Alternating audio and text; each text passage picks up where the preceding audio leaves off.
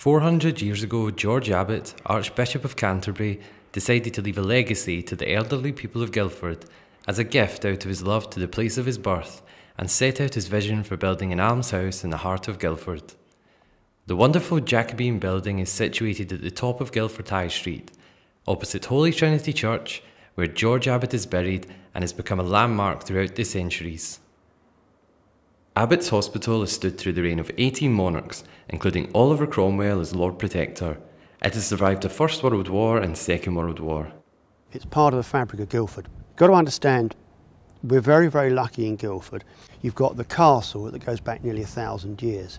You come further up the high street, you've got a Guildhall from the 1600s, about the same time as this place was being built. You've got Guildford House, another very old residence, and then you come up here.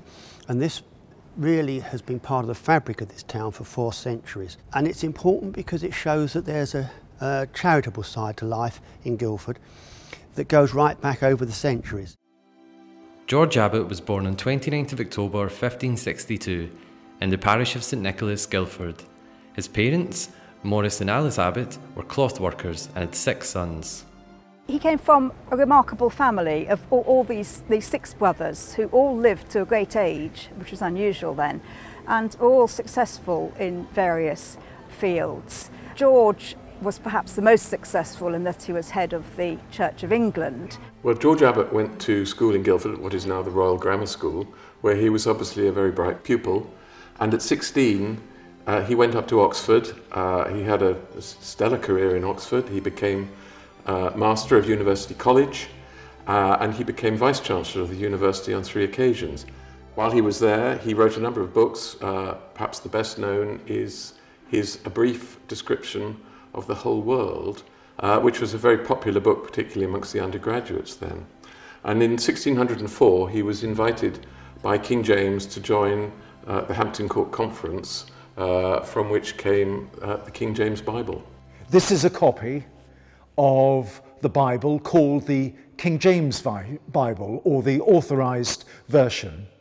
George Abbot was one of the translators, and in many churches throughout the world still, we read these words, George Abbot's words, Sunday by Sunday. It has survived.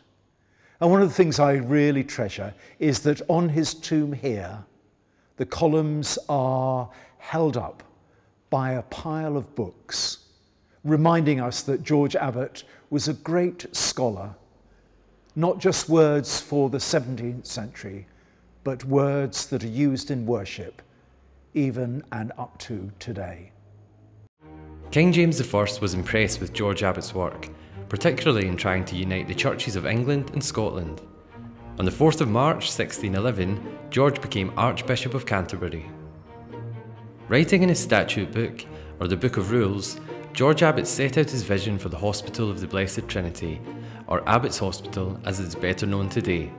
And to this day, the almshouse is run in accordance with George Abbot's written wishes. The first foundation stone of Abbot's Hospital was laid in 1619. Despite Archbishop Abbot's philanthropic nature, his path was crossed with tragedy. In order to hold his position as Archbishop during a time of great religious tension between the churches of England and Scotland, he had to become a strong survivor.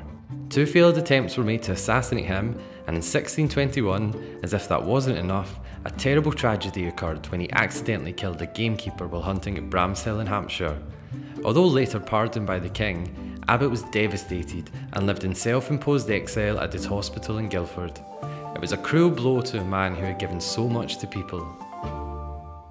The first residents moved into their new surroundings on 29th of October 1622, on Abbot's 60th birthday. Abbot's Hospital was granted a royal charter by King James I that same year. There were 12 single men and 8 single women living under the care of a resident master. All were to be unmarried, above 60 years old, of good character, have been born in Guildford, or have lived in the town for at least 20 years. Today, there is no formal age, but most residents are over 60. It was Abbot's wish that a master should be appointed to run the almshouse.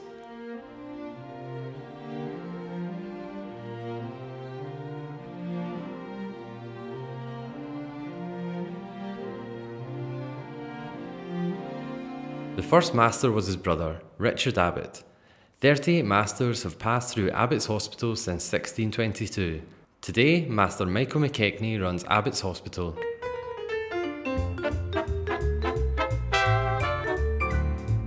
I'm basically responsible for management of the whole of Abbot'S Hospital, which includes all the residents, the buildings, the grounds, and a typical working week will involve any one single aspect of that coming into me. So it could be something related to a resident with a problem, to managing a number of the preparations for big events. Quite a busy life, but also interesting because it's multifaceted. The beautiful Jacobean building is also famed for its stunning architecture and wood carvings. This set of staircases is meant to be one of the finest staircases in Surrey.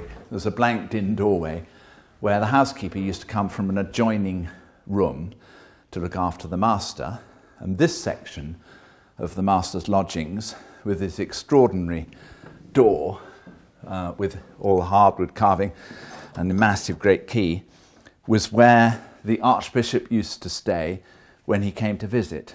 And then this leads up this other set of stairways into the presence chamber, where the Archbishop would have been receiving his guests when they visited and when he was here. Initially, the rooms were very stark, just a single bed and a fireplace, and residents would eat communally in the common hall. Today, residents live independently and Abbot'S is flourishing.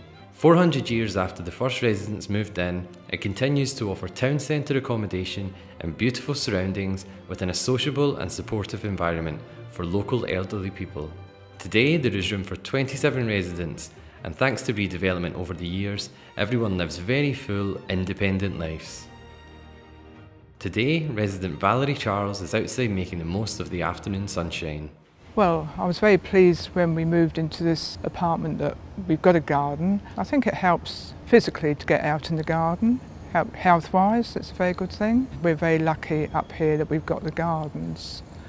Feel very blessed with that. I met my husband here, so yeah. I've lived at Abbot'S Hospital for 11 years. The thing I like most about Abbot'S Hospital is the quietness, the safety and the comradeship that there is among all the members. This is the nearest thing you can come to heaven. Abbot'S Hospital has survived magnificently for 400 years and is a place of refuge, of peace, of safety and of deep companionship for all that time. It's survived well into this century. It's a key part of our fabric as a town, and hopefully will be here for many years to come.